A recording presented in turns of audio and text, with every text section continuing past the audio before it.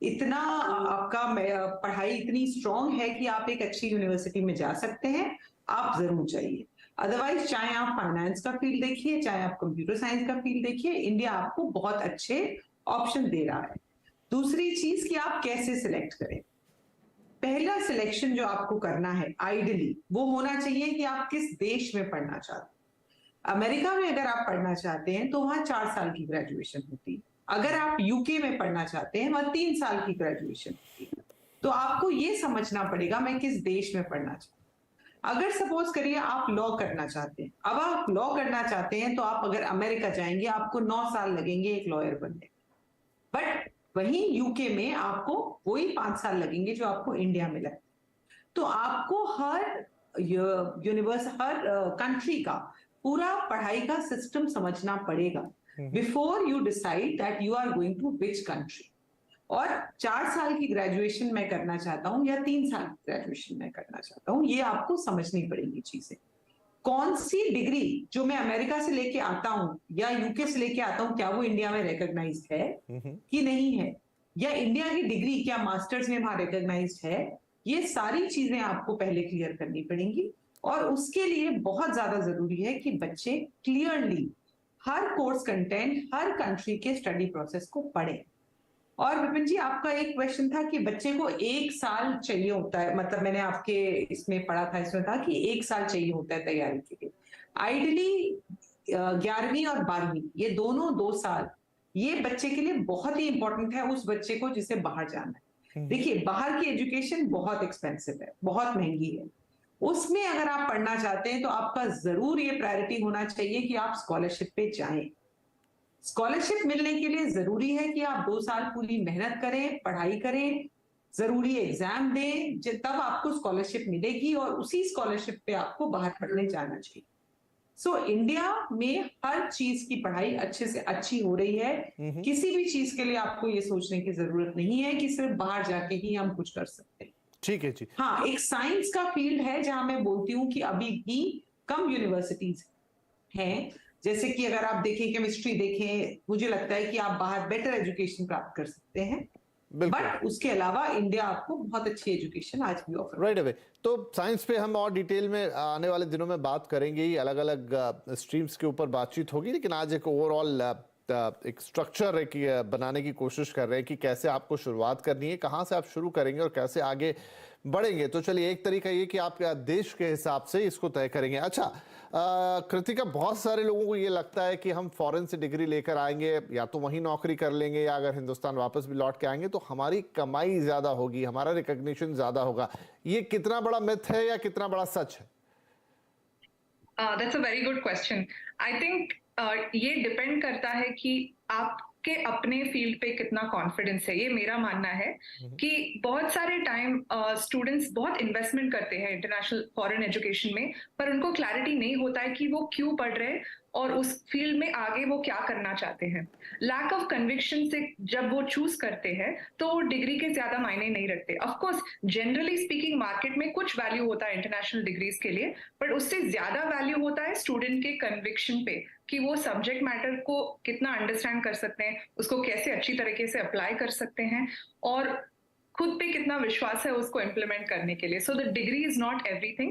And quality of education के बारे में बात करें तो India is coming at par with a lot of global institutions, sometimes even better. अगर मैं खुद के एग्जाम्पल भी लूँ तो मैं सिम्बायोसिस में पढ़ रही थी और उसके बाद ब्रीफली मैं न्यूयॉर्क गई थी पढ़ने के लिए, एंड आई फेल्ट लाइक जो पढ़ाई मैंने इंडिया में किया था इट प्रिपेयर्ड मी वेल कि मैं वो ग्लोबल स्टैंडर्ड पे जाके कम्पीट करूँ। So I think quality of education के बारे में बात करेंगे तो it is really quite the same.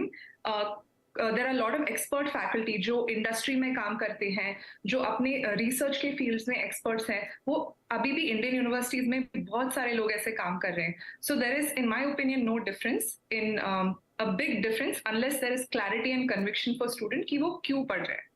ठीक है जी। तो यहाँ पर अल्पी जी, अगला सवाल ये कि क्या विदेश जब आप पढ़ने जाते हैं तो हर यूनिवर्सिटी जिसमें आप दाखिला ले रहे हैं वो अच्छी होती? क्योंकि मैं इसको ऐसे समझना चाहूँगा कि हिंदुस्तान में भी बहुत सारी यूनिवर्सिटीज़ हैं इन दिनों, बहुत सारे प्राइवेट कॉलेज हैं, प्राइवेट इंस्टीट्यूट्स हैं, कुछ अच्छे हैं कुछ उतने अच्छे नहीं हैं, वो हम सब जानते हैं। तो ऐसा फॉरेन में भी डेफिनेटली होता होगा। तब वो क्लैरिटी आप कैसे लेकर आएंगे कि जहां आप जा रहे हैं इतने पैसे लगा के, क्योंकि एनी डे अगर आप फॉरेन जाएंगे तो खर्चा तो अच्छा खासा बड़ा होने वाला है। बिल्कुल, देखिए बच्चों को सबसे पहले देखना चाहिए कि वो कॉलेज की रैंकिंग क्या है, अब इंटरनेशनली वो रैंक कैसे है। दूसरी चीज, सबसे जरूरी चीज जो आजकल बच्चों को देखनी चाहिए, नाम से नहीं जाना चाहिए, उनको देखना चाहिए कि करिकुलम क्या पढ़ाया जा रहा है, कौन सी यूनिवर्सिटी उनको अच्छा कॉम्बिनेशन ऑफर कर रही है, पहली चीज। दूसरी चीज, क्या वो यूनिवर्सिटी सिटी में लोकेटेड है या दूर किसी छोटे से यूनिवर्सिटी टाउन में लोकेटेड है। क्योंकि अगर आप बाहर जा रहे हैं तो आप समझ लीजिए आपको हर मतलब अगर आप कनाडा में हैं तो आपको 20 घंटे काम करना है, अगर आप अमेरिका में हैं तो भी आपको इंटर्नशिप्स करनी है। अगर आप किसी छोटे से गांव में या छोटी सी एक सिटी में जो बहुत दूर है मेन सिटी से, 2-3 घंटे का रास्ता है, आप कभी भी नहीं कर पाओगे वो काम, आप कोई भी इंटर्नशिप नहीं कर पाओगे।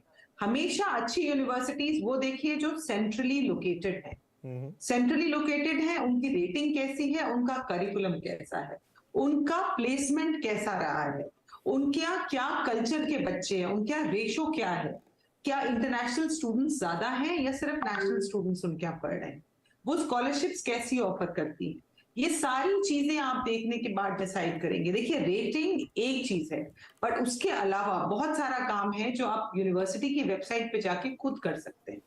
आज की डेट में अगर आप कोर्स स्ट्रक्चर बिना देखे सिर्फ कोर्स के नाम पे या सिर्फ यूनिवर्सिटी के नाम पे एडमिशन लेते हैं, आप बहुत बड़ी गलती करते हैं।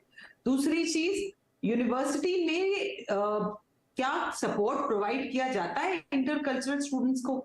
लाइक अगर आप सिंगापुर में भी देखें तो बहुत सी ऐसी यूनिवर्सिटी हैं जहां से हमें काफी शिकायत आती है कि इंडियन स्टूडेंट्स को उतना अकोमोडेट नहीं किया जाता है।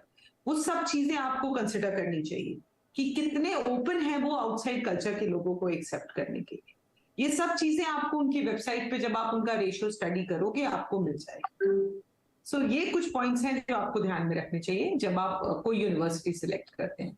जी चलिए, बड़े इंपॉर्टेंट पॉइंट्स है जो आपने बताया कि कैसे आप किसी यूनिवर्सिटी को सिलेक्ट करें, आप नाम देखें, लोकेशन देखें, क्या क्या करें, उसकी रैंकिंग देखें, किस तरीके से उसको समझें और फिर आगे बढ़े। यहाँ पे कृतिका, एक सवाल मन में ये भी आता है कि जब आप विदेश पढ़ाई करने जाते हैं तो अलग अलग कंट्रीज़ तो ठीक है जहाँ आप जा रहे हैं, चाहे आप यूरोपियन कंट्रीज़ में जा रहे हैं, चाहे आप अमेरिका जा रहे हैं, कनाडा जा रहे हैं, कुछ लोग ऑस्ट्रेलिया भी जाते हैं, तो वहाँ पर जो एक कल्चरल शिफ्ट भी आपको मिलता है, चीज़ें पूरी तरीके से बदल जाती हैं, उसके साथ बहुत सारे लोगों को एडजस्ट करने में दिक्कत होती है। ये भी एक प्रैक्टिकल इशू है। कई बार बहुत सारे लोग मैं देखता हूँ कि चले तो जाते हैं लेकिन वो उस तरीके से वहाँ पर खुद को एडजस्ट नहीं कर पाते। क्या उसके लिए कुछ तौर तरीके या कैसे उसके लिए आप अभी से तैयारी कर सकते हैं? Thank you for that question.